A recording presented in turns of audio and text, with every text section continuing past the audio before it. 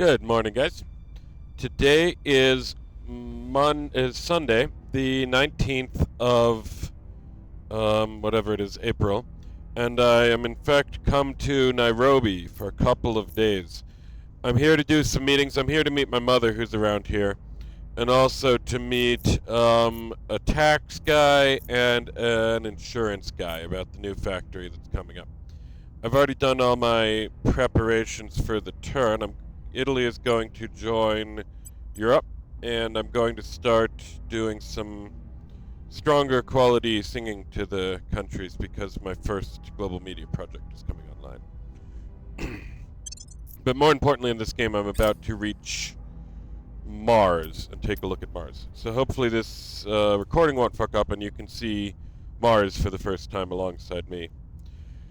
So that's cool. Now, in terms of my factory, yep, there's my first global media project. So that will make my singing more effective. And I should get another one right before the turn flips, and the next one at the end of next turn. But yeah, my factory is running along. We are now stockpiling finished product ready to go. I have 2.5 tons sitting in my house, not in my factory because of storage concerns. So we're piling it up over there. But in terms of the pipeline I was obsessed about yesterday, we're looking good in terms of this particular Indian gentleman. And in fact, it looks like possibly the Indian guy might be ready to buy more than one container from me, and we could do as many as 2 or 3. My first while, I'm shipping 20-foot containers to him for $15,000-$16,000 a month. That would be so good for taking the pressure off me. It would be fantastic. And then in August, in a few months, I will visit him in India, and I could easily end up becoming a specialist in sending this product to India and making things happen over that side, which is really cool. In terms of my Western thing, the Americans have kind of failed. There's a lot of people who don't want to buy because of the state of the economy. The Americans have failed. My cousin in Canada seems to be optimistic, but I'm not sure how much he's being a spaz and how much it's serious. My friends in Belfast, I'm talking to them again tomorrow on Monday, and they say that basically their day job working for a record shop, he's been having his own meltdown, so they've been dealing with his shite for now, and they might be in a position to engage with me soon enough. So that's the state of things, and the Indian guy has to not be a spaz, but assuming he's not, which it seems like he might not be, I am going to have my early days of my pipeline is going to be smooth sailing until June. So that's really, really good to hear. Now, the war is a war that people are fighting warfully over here in the Middle East. And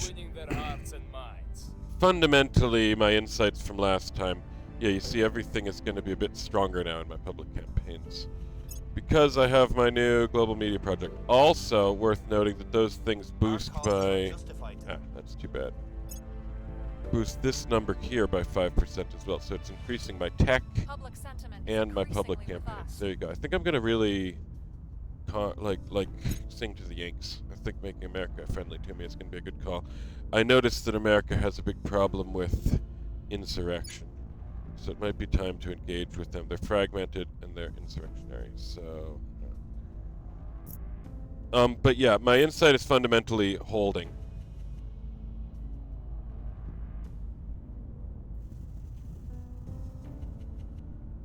Allows direct detection. Yeah, that's cool, actually.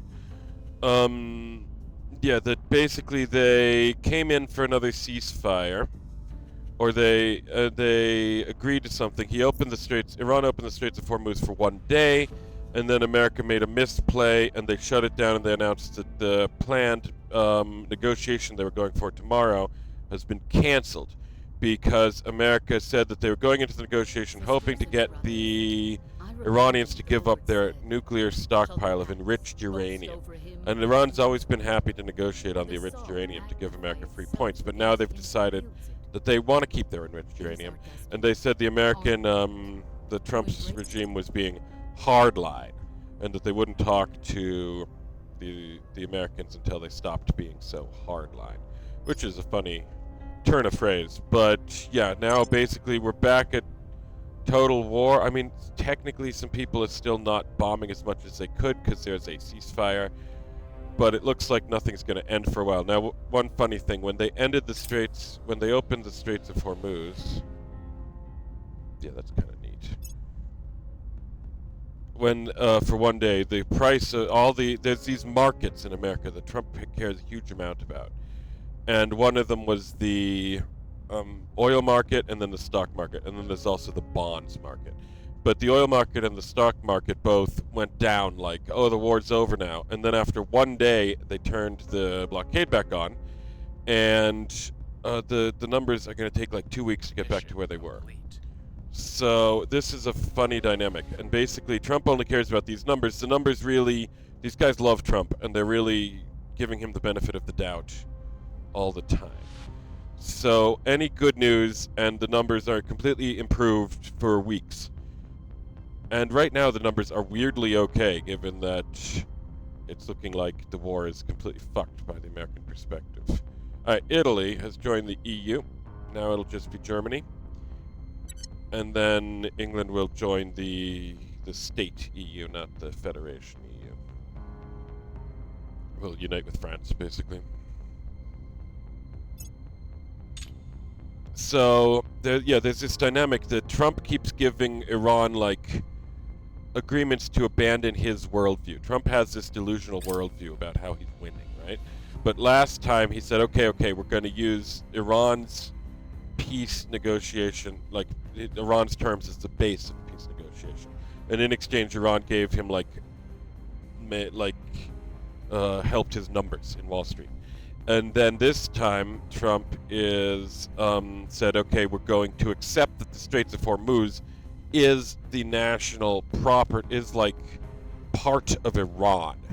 And then in exchange, they've given him a boost to the stock market. And, I don't mind the stock market doing well. It seems like Iran doesn't really mind the stock market doing well, as long as they're getting what they actually want, which is these concessions. So they're trading concessions for temporary gains.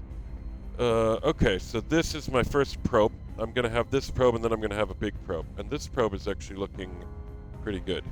This is a small little asteroid that has a strategic location. It's in the inner solar system. And it's dorking around in here. It's good for... I can launch probes into the inner planets much more easily from this thing. It can come up and hang out near Earth. It'll be cheap to get to. And then it will go close to Venus and Mercury, and it'll be cheap to launch from. And I can even put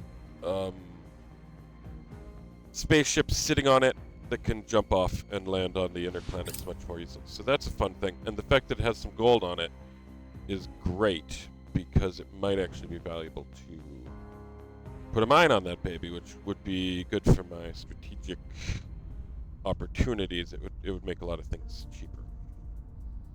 That's fun, but the big one is going to be purchase and success. Okay, I now control Greece. It really hasn't cost me much at all. Well, I guess it probably has. Funding, space program. Perfect timing now. Greece has all the stuff it needs. Now it can just do funding for a while until I unite with it. And I think I'll have time to deploy Greece while I'm working on the United Kingdom, basically. So that's cool, but now we're just waiting for Mars to click, and then I'll see what kinds of opportunities I have to build new mines on Mars. Now, hopefully this recording isn't messed up, because I've never seen what's on Mars before, and it's randomly rolled every game. So this entire game we've been playing for the past years has one status of Mars, and I'm about to figure out what the status of Mars is, and then you can see it on camera if I don't mess up this recording. Let's see my timing right now. My timing is not great. Fission pile, open research. I'm gonna go to 12 minutes again, I don't care. I'll deal with it later. Let's grab this. Let's grab this military lab. No, let's grab the, yeah. Fine, no problem.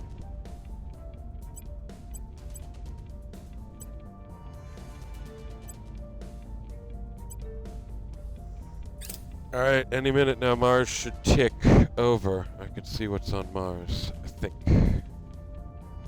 Yep, there we go. So you see that place I looked at would be the 4th best gold location on Mars. There's 3 better ones that I can see here. I know there's a lot of better ones, but it's still a viable one. So what I really want is very strong locations of red income. There's nothing that's really jumping out at me. There's a bunch of 20s. There's no like 40s or anything super turbo. Let's go look at Mars.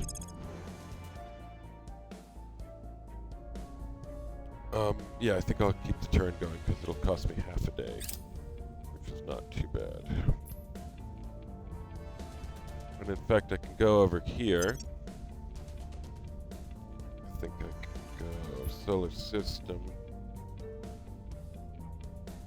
No, that's not right. I can go prospect. Yeah, so there's nothing really super on Mars, unfortunately, for that. And here's my next... So now I'm getting even better at singing. My stuff is starting to come together here. And I have nothing really great for red. I have some... Let's look at green and yellow here as well. Yeah, I have some very strong in yellow. That's a great site. I probably want that one for the green. And in fact, it's full of water as well. And then in terms of water, I have some chunky boys. And then in terms of this, I'll want like that site as well, probably.